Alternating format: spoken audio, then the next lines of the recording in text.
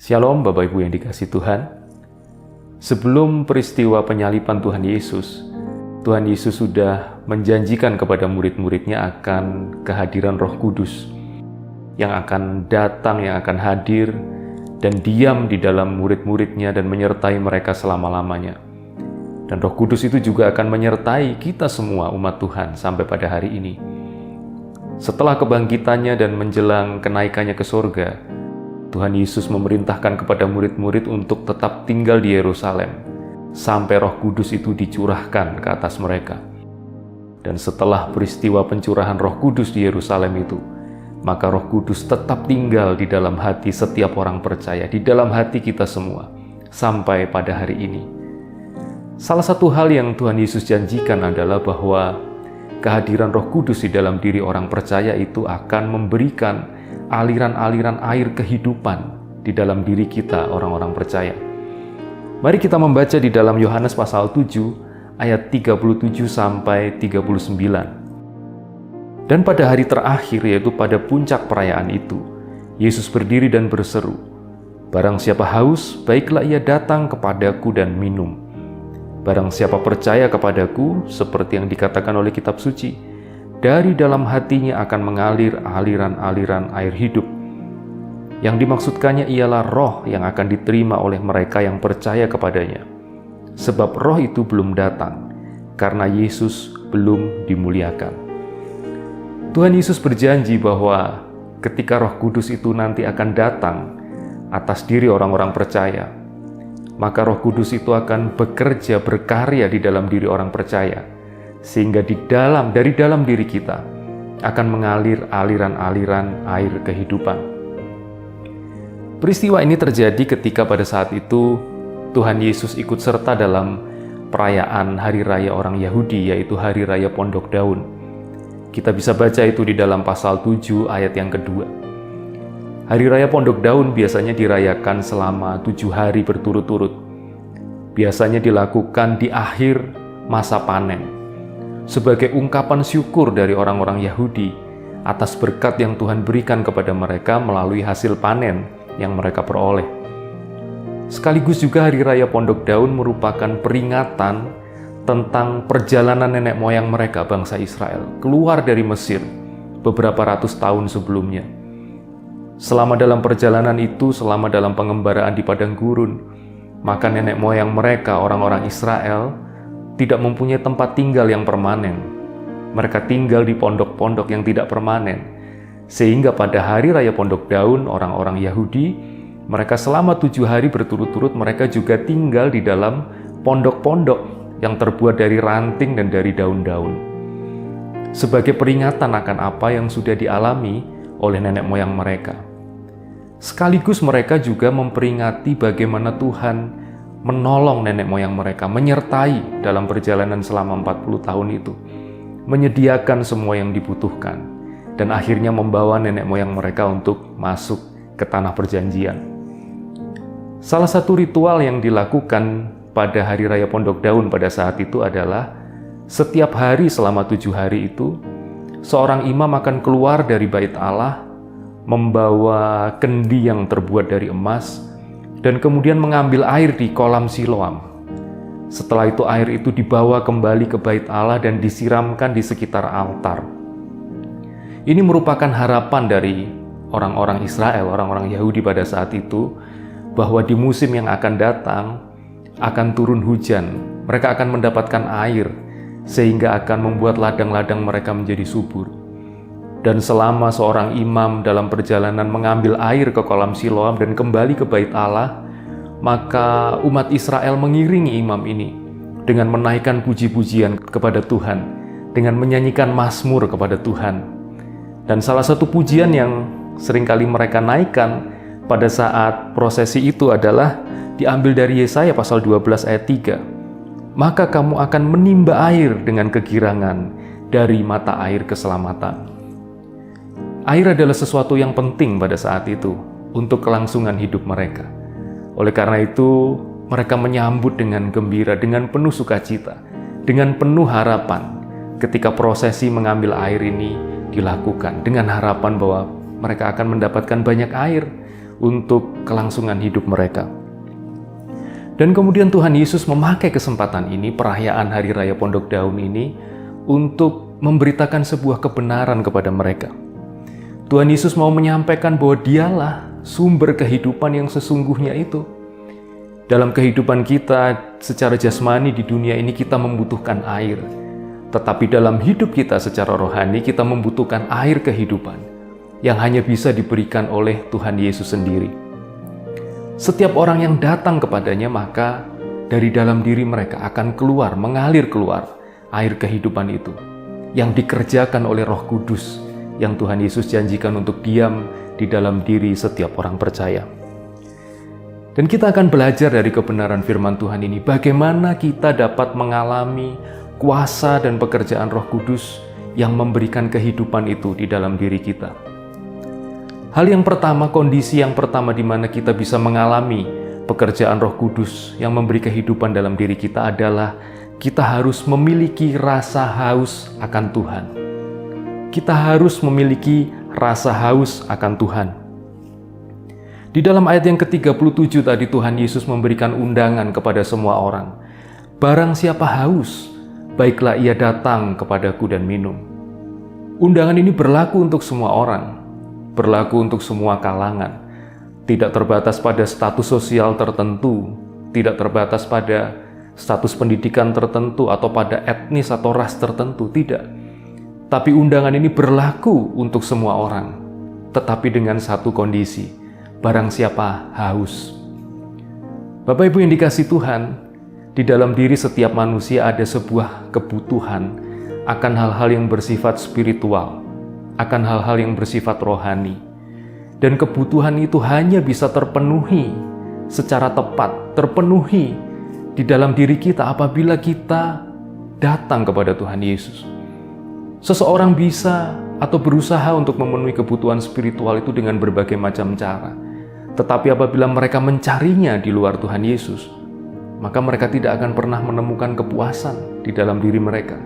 Akan selalu ada tempat yang kosong, yang hampa di dalam jiwa mereka apabila mereka berusaha mengisi kebutuhan rohani, kebutuhan spiritual itu dari hal-hal yang lain. Ada orang yang berusaha mengisi kebutuhan spiritualnya dengan hal-hal yang bersifat hiburan, dengan hal-hal yang bersifat rekreasional, dengan hal-hal yang bersifat pencapaian-pencapaian yang semu. Tetapi tanpa kehadiran Tuhan Yesus di dalam hidup mereka, maka semua itu tidak akan pernah bisa mengisi kebutuhan rohani mereka.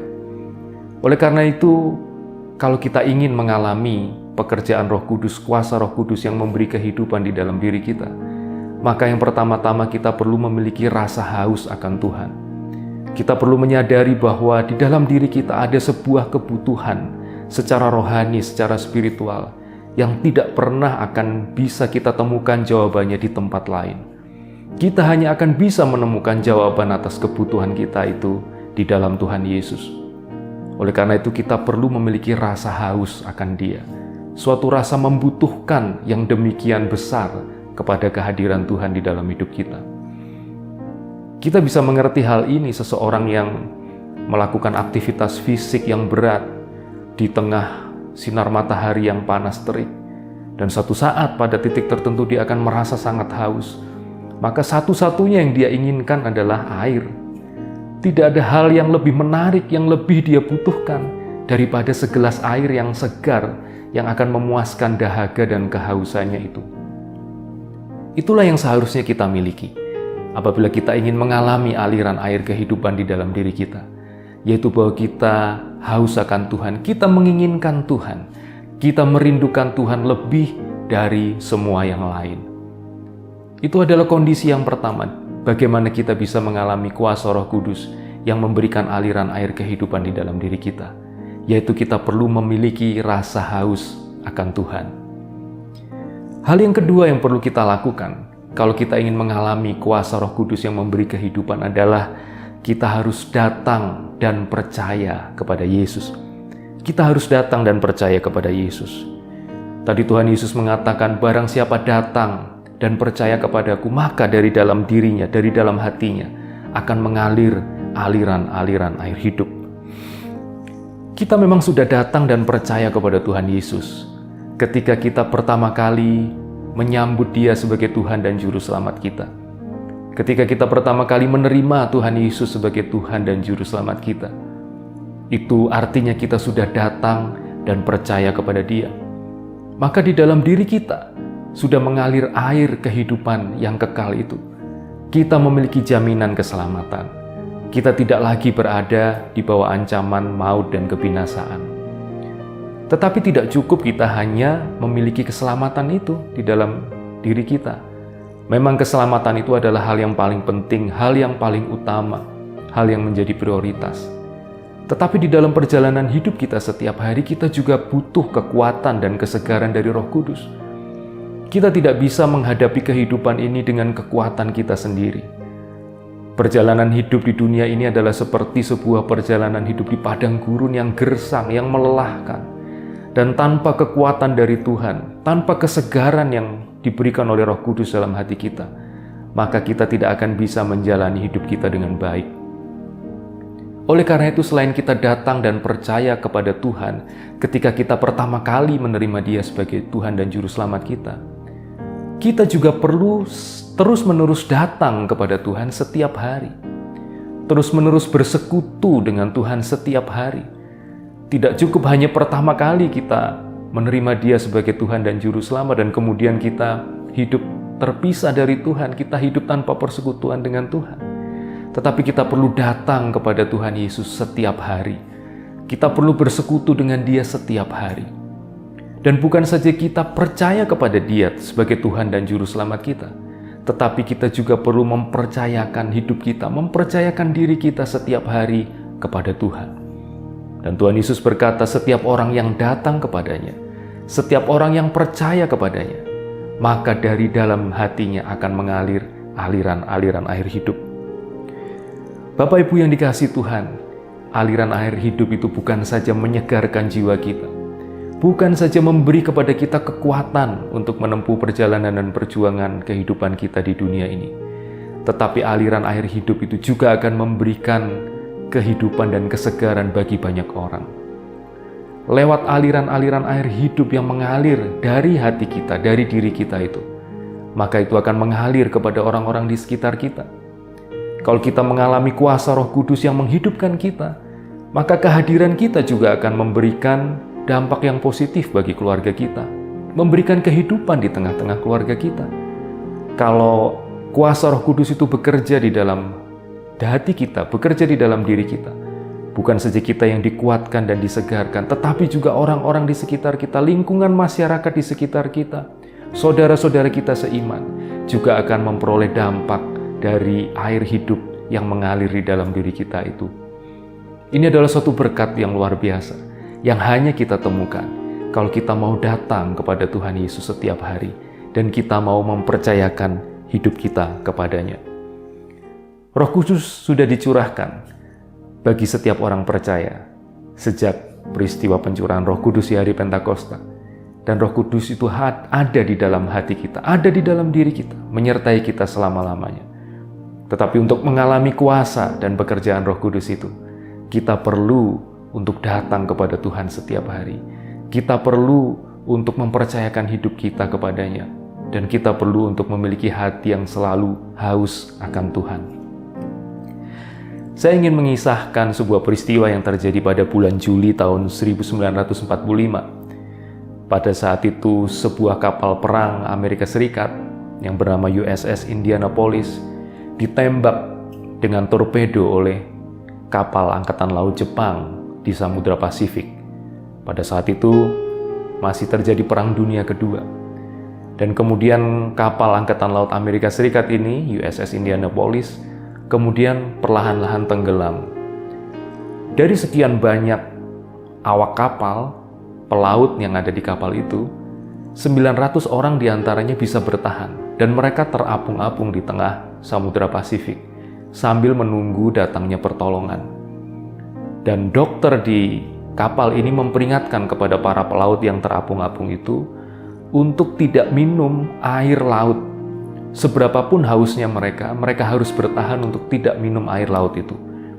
Karena kadar garam yang tinggi dari air laut itu justru akan membuat mereka menjadi dehidrasi apabila mereka meminumnya, dan akan berakibat fatal bagi mereka. Tetapi banyak di antara para pelaut itu yang tidak tahan menghadapi rasa haus di tengah Samudra Pasifik itu. Dan sebagian di antara mereka kemudian minum air dari laut itu. Dan mereka yang tidak tahan haus itu dan minum air laut itu, pada akhirnya mereka tidak bisa bertahan hidup. Bapak Ibu yang dikasihi Tuhan, penting bagi kita untuk memikirkan sumber air apa yang akan kita minum untuk mengisi kekosongan jiwa kita. Kalau kita mengisi kehausan dan kekosongan jiwa kita dengan minum dari sumber air yang salah, maka itu bisa berakibat fatal bagi kita. Tetapi apabila kita mengisi dahaga dan kehausan kita secara rohani itu dengan datang kepada Yesus, maka dahaga kita, rasa haus kita secara rohani itu akan dipuaskan oleh kehadiran Roh Kudus. Dan firman Tuhan mengatakan bahwa dari dalam hati kita akan mengalir aliran-aliran air hidup yang bukan saja menghidupkan kita, bukan saja menyegarkan dan memberi kekuatan bagi kita, tetapi juga akan menghidupkan dan menjadi kekuatan dan berkat bagi orang-orang di sekitar kita. Tuhan memberkati kita semua. Mari kita berdoa. Tuhan Yesus, terima kasih untuk firman Tuhan pada hari ini. Tolonglah kami Tuhan agar kami senantiasa dekat kepada Tuhan, datang kepada Tuhan, mencari Tuhan Yesus setiap hari, mempercayakan hidup kami kepada Engkau, supaya semua kehausan, dahaga jiwa kami akan dipenuhi oleh kehadiran Roh Kudus, dan dari dalam kehidupan kami akan mengalir aliran-aliran air hidup yang akan menjadi berkat bagi banyak orang. Tolonglah setiap umat Tuhan yang mendengarkan renungan firman Tuhan pada hari ini, di tengah perjuangan kami menghadapi kehidupan ini, kiranya Roh Kudus senantiasa memberi kekuatan, kuasa dan pekerjaan Roh Kudus yang hadir di dalam hidup kami ini senantiasa akan memberi kami kemampuan untuk terus berjuang dalam kehidupan kami, untuk terus maju dan menjadi pemenang dan tidak dikalahkan oleh setiap masalah dan pergumulan hidup kami. Terima kasih Tuhan, terima kasih, di dalam nama Tuhan Yesus kami telah berdoa. Amin.